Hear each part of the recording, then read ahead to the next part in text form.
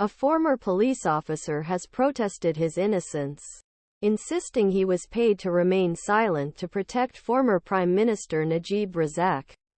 Canberra, Australia. Sirul Azhar Umar, 52, has been locked up in an Australian detention centre for the past 9 years after overstaying his tourist visa. On 8 November 2023, the High Court of Australia ruled that the indefinite detention of non-citizens who cannot be deported is unlawful. The former police officer was one of these detainees and was later released.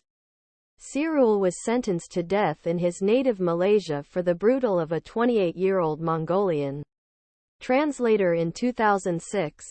But Australian law prohibits foreigners from returning to countries where they face the death penalty. Sirul, who currently lives in Australia's capital Canberra with his 23-year-old son, talks about the for which he was convicted for the first time in an exclusive interview with Al Jazeera's 101 East newspaper. Murder one night in October 2006. Mongolian translator Altantuya Shaariibuu was kidnapped from her ex-girlfriend's home and taken to a forest on the outskirts of the Malaysian capital Kuala Lumpur, where she was shot and blown up with military explosives. The kidnappers were Sirul and his superior, Azilah Hadri, who were both members of Malaysia's then Deputy Prime Minister Najib Razak's elite security team.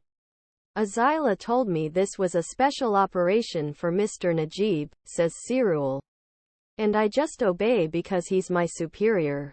Shaariibuu's ex-lover was Abdul Razak Baginda, Najib's advisor and confidant. Baginda had brokered an allegedly corrupt billion-dollar submarine deal between Malaysia and France, signed by Najib when he was defense minister in 2002. Shaariibuu had accompanied Baginda Paris and is alleged to have pressured him in 2006 collect the $500,000 he owed her in exchange for helping with the deal.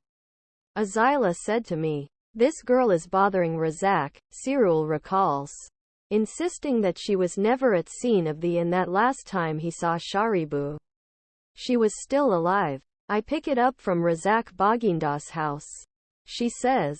"Then I gave it to Azilah. And then the guards were found guilty of Shaariibuu's in 2009 and sentenced to death. But no motive was ever determined, according to police statement, which the Malaysian court found involuntary and therefore inadmissible."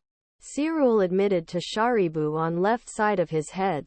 However, in his unsworn statement to the court, he said that he was a scapegoat protecting those who were not in court.